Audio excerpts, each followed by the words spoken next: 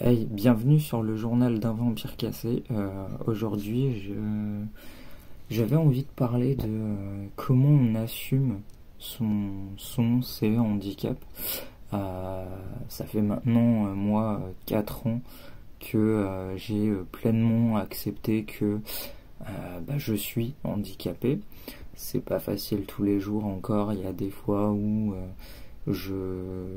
j'y fais pas attention, je fais trop par rapport à ce que je peux faire, je me fais mal du coup. Il y a encore quelques petites adaptations à faire, mais globalement je sais que je suis handicapé, je sais que je ne peux pas tout faire comme tout le monde. Je sais que oui, il y a des fois où malheureusement je ne vais pas pouvoir bien nettoyer mon chez moi, je ne vais pas avoir la force, je vais avoir trop de douleur pour faire les choses, pour sortir, pour peu importe. Comment j'en suis arrivé là, alors si on reprend depuis l'adolescence, j'ai grandi dans une famille où il fallait toujours passer au-dessus. Peu importe si tu avais mal, peu importe si tu étais malade, tu n'avais pas le choix, tu devais passer au-dessus parce que rien n'était grave, parce que si tu insistais sur ce qu'il se passait chez toi, tu faisais des caprices, ou c'était mal vu en tout cas. Donc j'ai pas eu la chance d'avoir une mère qui me disait eh bien si tu es malade reste à la maison, ou tu as ça comme douleur, eh ben on va aller voir le médecin, on va voir de quoi il s'agit. Non, je n'ai pas eu droit à ça. Donc en grandissant, je me suis fait une raison. Non, oui, j'ai mal, mais non, je ne peux pas rester à rien faire. Je dois faire quelque chose. Je suis obligé de faire quelque chose. C'est toxique comme façon d'éduquer ses enfants. C'est toxique pourquoi? Parce que en grandissant, du coup, on ne fait plus attention à nous. On fait attention aux autres, mais à nous, on ne fait pas attention. On peut du coup se faire mal, ou alors ça peut faire que en attendant de faire des examens, en attendant d'aller voir quelqu'un aussi longtemps, on n'améliore pas nos conditions physiques, mentales, et on se dégrade. Voilà.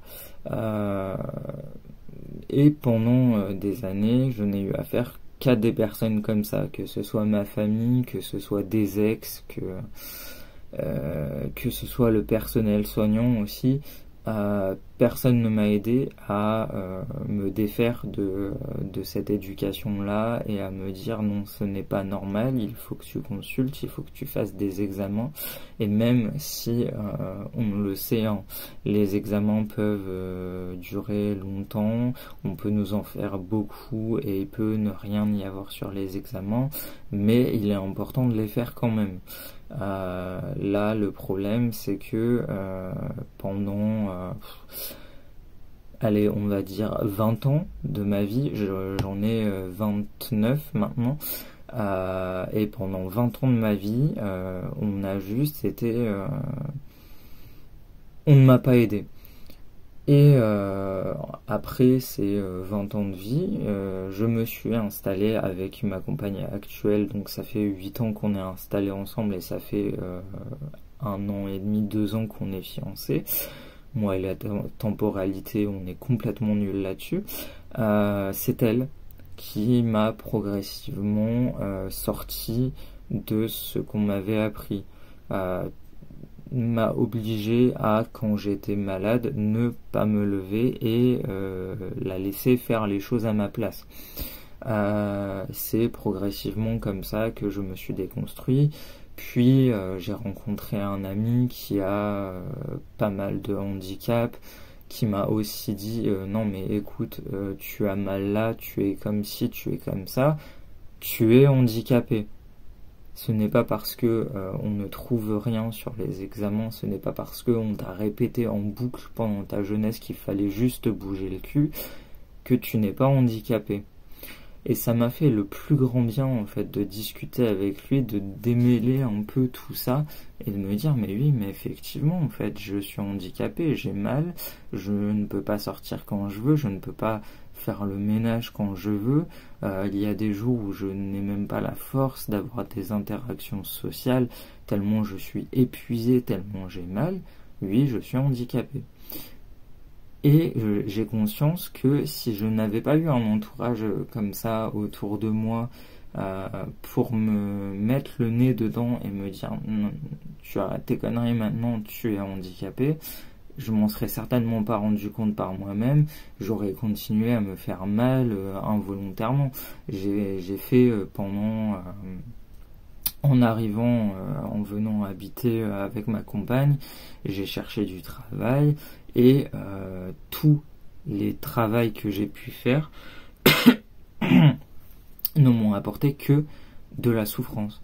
Je me suis fait mal physiquement, j'ai fait un burn-out autistique à cause d'un service civique.